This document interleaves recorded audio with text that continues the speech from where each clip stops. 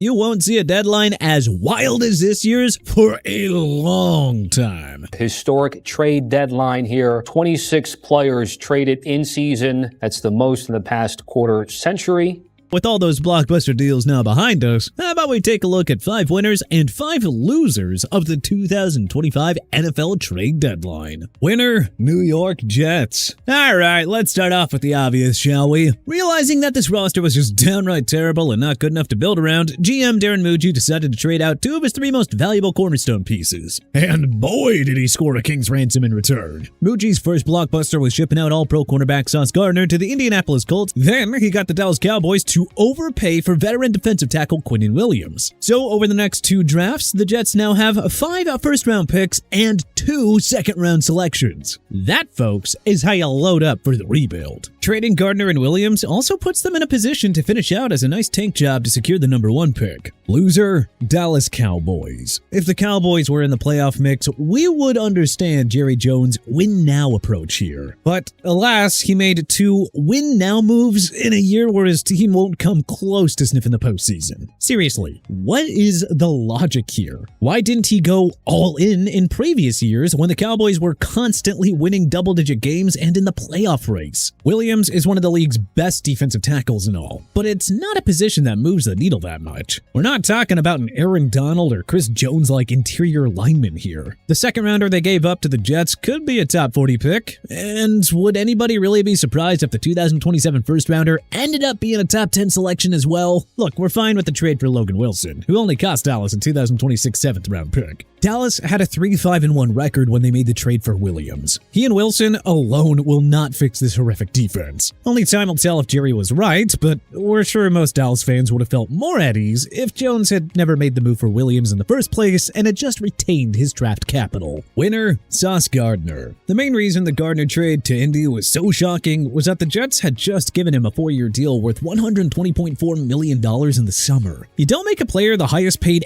ever at his position with the plan of trading him that same year. But hey, we doubt Gardner has any complaints. He was one of the few bright spots on the Jets over his 3.5 seasons there. Former Jets All-Pro cornerback Darrelle Revis got out of there just in time to win a Super Bowl ring with the New England Patriots. Unfortunately, Gardner won't have any more of his prime years wasted in Gotham. The league's best cornerback of the last 4 years now gets to play for a winner in the Indianapolis Colts. Their defense has been lights out under first-year defensive coordinator Lou Anarumo. The sky is the ceiling for this group with a 5-star shutdown corner leading the secondary now. Get out of a toxic losing environment and play for one of the AFC's top dogs with a wide-open Super Bowl window? Hey, I don't know, maybe Gardner should order some extra sauce on his pasta and pizza in order to celebrate. Loser, Tennessee Titans.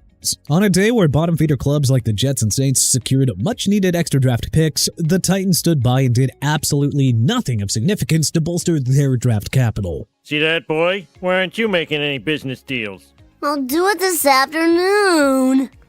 There was speculation that the #1 wide receiver Calvin Ridley, linebacker Arden Key, and nose tackle T'Vondre Sweat would be available. All-pro defensive tackle Jeffrey Simmons and 1,000-yard rusher Tony Pollard were floated as potential trade candidates too. Look, the Titans are a horrible football team with these players. Why not follow the Jets model and just trade away whichever notable players you could for extra draft picks? But all GM Mike Bergonzi could muster was dealing cornerback Roger McCreary to the Los Angeles Rams for a swap of late-round picks. Veteran linebacker Draymond Jones, having a rock-solid season in Music City, was sent to the Baltimore Ravens for the low price of a conditional 5th-round pick. Ridley, Pollard, and Key aren't part of the long-term future and could have gotten decent hauls for Tennessee.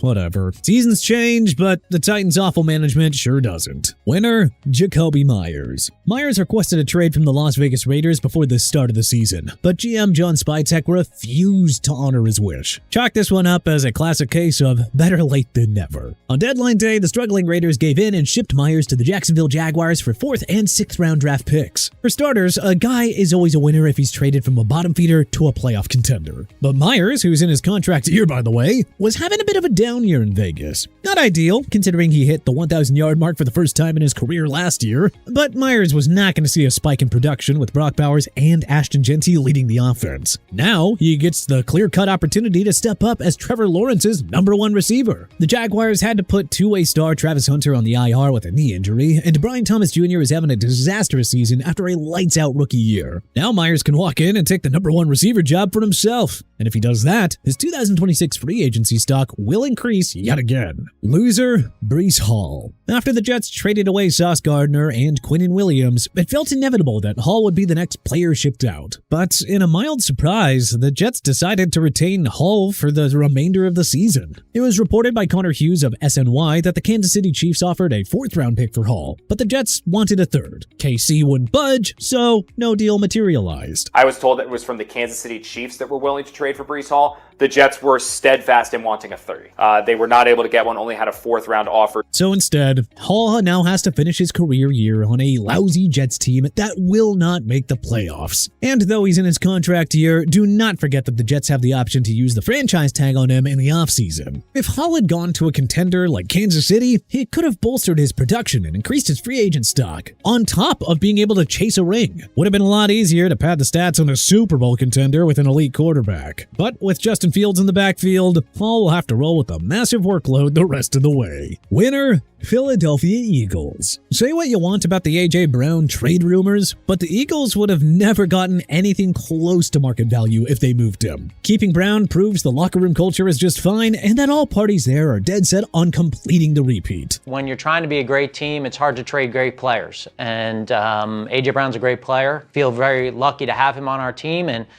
excited about the second half of the season with him. Aside from wisely holding on to A.J. Brown, the Eagles bolstered their defense by rolling the dice on former Green Bay Packers All-Pro corner Jair Alexander, who had a nightmare and short-lived stint with the Ravens. All Philly had to do was swap a 6th-rounder for a 7th-rounder to get Alexander, who could very well enjoy a career revival under the guidance of defensive whiz Vic Fangio. After getting Brandon Graham to come out of retirement, the Eagles acquired Miami Dolphins edge rusher Jalen Phillips for only a 2026 3rd-round pick. GM Howie Roseman had to give up minimal assets for 2 potential difference makers on defense. The rest of that core stayed intact, giving Philly the best chance possible to follow the Kansas City Chiefs' footsteps of completing the repeat. Loser, Miami Dolphins. With the Dolphins vying for the 1st overall pick and sure to fire Mike McDaniel soon, this was the ideal opportunity to begin the scorched earth rebuild. Star wide receiver Jalen Waddle could have fetched a nice return. Bradley Chubb and Matt Judon could have netted valuable draft picks and a buyer-heavy market for pass rushing help. And yeah, they would have gotten a very nice haul for Pro Bowl safety Minkah Fitzpatrick. But the only move that interim GM Champ Kelly completed was trading edge rusher Jalen Phillips to the Philadelphia Eagles for a 2026 3rd-round pick. Yeah, you know, that was a pretty good return for an injury-prone pending free agent, but why didn't the Dolphins stay open for business? With so many big-name and valuable trade assets, it's just such a letdown that the Dolphins could only add 1 extra draft pick to their collection for 2026. Winner, Seattle Seahawks. Thanks to Sam Darnold's career year, Jackson Smith-Njigba's rise to superstar, and an elite defense, the Seahawks are in the running for the NFC West Division crown and the conference's top seed. If you wanted to nitpick and just find one little weakness before the deadline, it was maybe a number 2 receiver to help JSN. Well, GM John Schneider did not wait around. On deadline day, he acquired New Orleans Saints deep threat Rashid Shaheed for the bargain price of 4th and 5th-round picks. Shaheed was having a career year on a horrible New Orleans team, and now he goes to a Super Bowl contender where he shall immediately slot in as the number 2. So add it all up, and whoo, Seattle was the big winner in the NFC West. Loser, Trey Hendrickson. For all the heat the Cincinnati Bengals are getting for holding on to Hendrickson, there was clearly no need to sell low on him if they didn't get the offer that they wanted. Ultimately, the main loser here is the 4-time Pro Bowler. Hendrickson never secured the long-term extension that he wanted from Cincy. They continued to ignore his request to be traded,